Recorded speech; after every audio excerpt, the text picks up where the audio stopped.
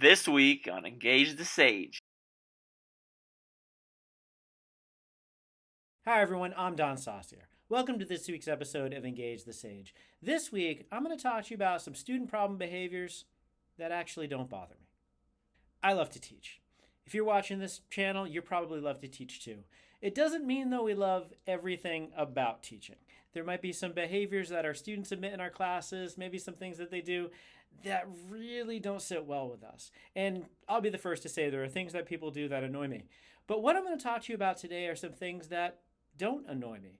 And what I want to do is provide some justification and some explanation for why maybe they shouldn't annoy you either.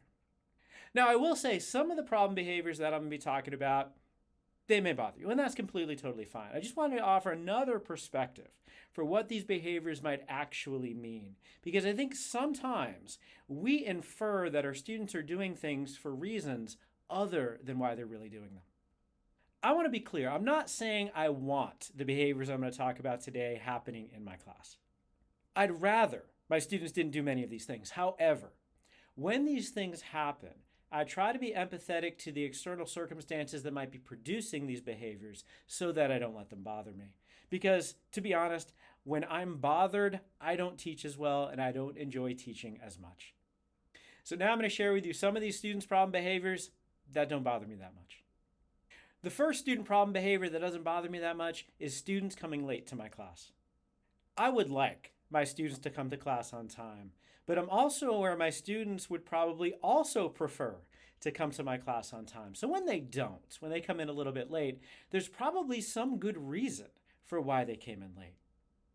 I appreciate that even with all the things going on in my students' lives, all the struggles that I might be dealing with, the inability to find parking anywhere on my campus, that they still showed up for some of my class. I want them to see the class as valuable enough that they get there even if they can't get there on time.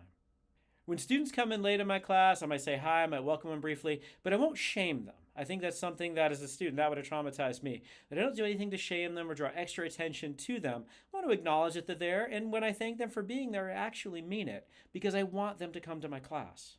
Part of my perspective on this came from a story that I heard from a workshop speaker once.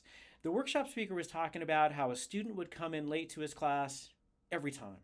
And it was an evening class he was teaching. The student would come in significantly late. So it was like a 2-hour class. They're coming in like 30 minutes late every week. Eventually, after this having happened repeatedly, the instructor took the student aside at the end of class and told the student that they needed to get to class on time. They weren't being responsible. They weren't showing the class the proper respect. The student responded by saying that they had a lot of stuff going on in their life. They were recently divorced, they were having to navigate a household with several children in it by themselves, and that the only thing that they literally did for themselves was take this class. This was their only me time, and now they felt unwelcome in that me time.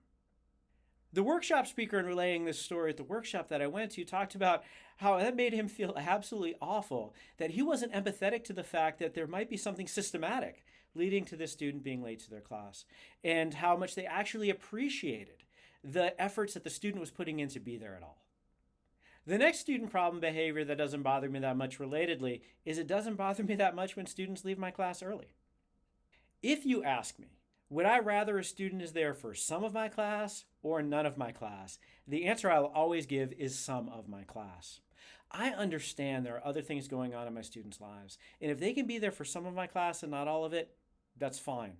I'm not going to criticize, I'm not going to disrespect, I'm not going to shame the student who needs to leave my class early for whatever reason. I will note, and this is something I tell my students proactively, if you know you have to leave my class early, please let me know ahead of time. That way I'm not flustered, I'm not wondering what I said to offend you to leave, so I just know what to expect. And when you leave, I'll say bye to you, very kind of quietly and respectfully, just to acknowledge that I appreciate that you were there. The next student problem behavior that doesn't bother me is when students whisper to each other in my class.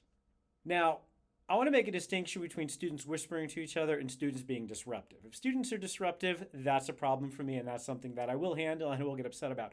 However, when a student is whispering, I had heard a long time ago that actually the research shows when they're whispering, they're probably talking about your classroom content.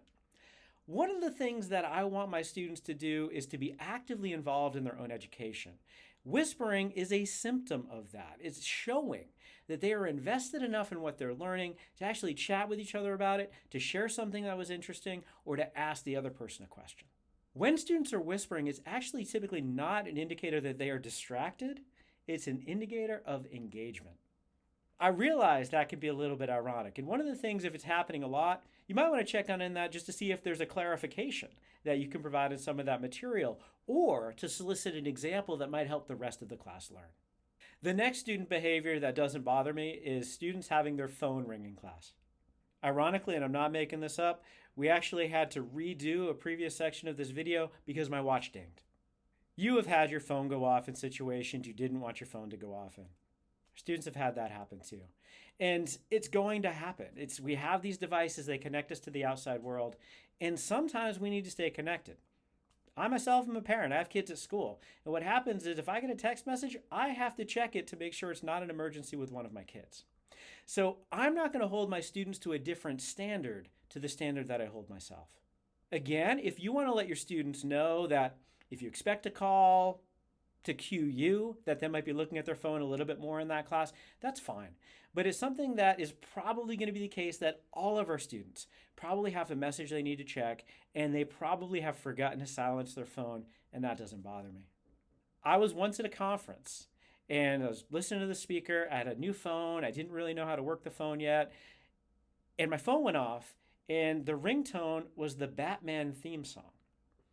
So as I struggled to try to turn my phone off and couldn't figure it out, I just decided I would run from the room. So I got out in the hallway, I figured out how to turn off my phone, I walked back into the room, kind of not making eye contact with anyone, quietly going back to my seat, and the speaker said, "Did you see the bat signal and had to go save somebody?" The room laughed, I was humiliated and embarrassed, and what I try to do is not necessarily put my students into a situation where they need to feel shamed for having done something that I've done many times in my life. Another thing that doesn't bother me is when my students ask me to repeat myself. This one's interesting because I actually see students asking me to repeat myself as a compliment. It means they actually want to hear and maybe even note down what I said. Them asking me to repeat myself is a sign that they are invested in their learning and they're engaged in my class. So I hear sometimes people say, they keep asking me to repeat myself. You want them to ask you to repeat yourself. If you said something unclearly, you said something they couldn't catch, maybe we're going too fast because we're getting excited. These are things that we want our students to take ownership of their own education and to help us help them learn. And if any of you have taken a class with me, I talk way too fast and I mumble far too much. You asking me to repeat myself is very helpful for me to teach you. Another thing you've probably heard me talk about a little bit that doesn't bother me is students asking for reasonable extensions for their work.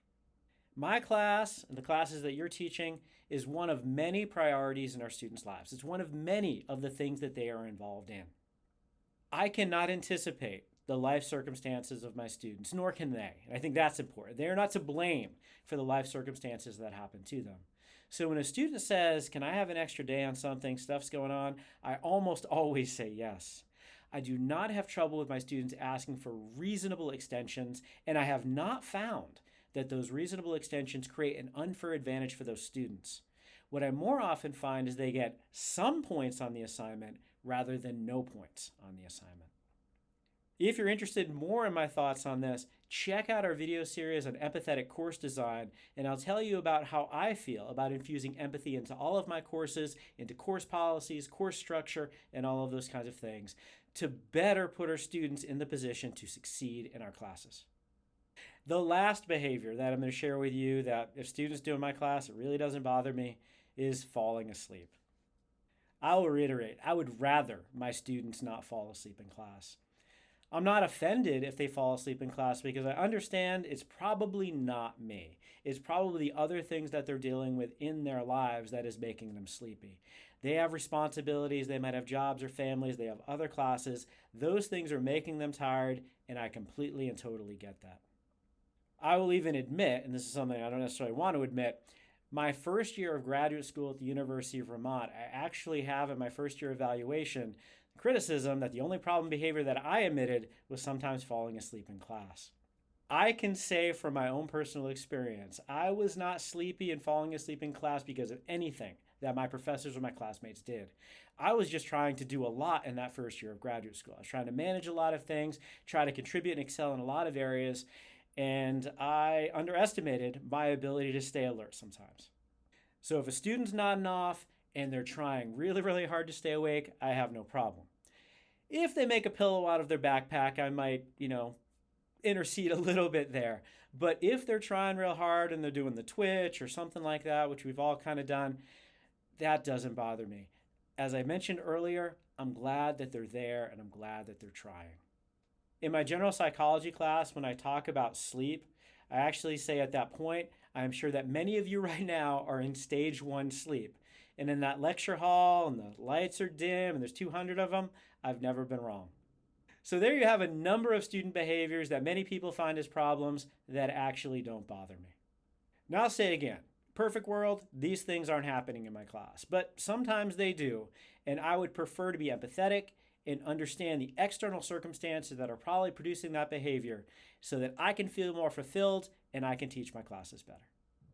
In the comments below, I would love to hear your reactions. I'd love to hear how you perceive the behaviors that I'm talking about. I would love to hear behaviors that do bother you and also those that don't. Thank you for watching this episode of Engage the Sage. Please like, subscribe, sign up for notifications, share us on social media, and we'll see you next time on Engage the Sage.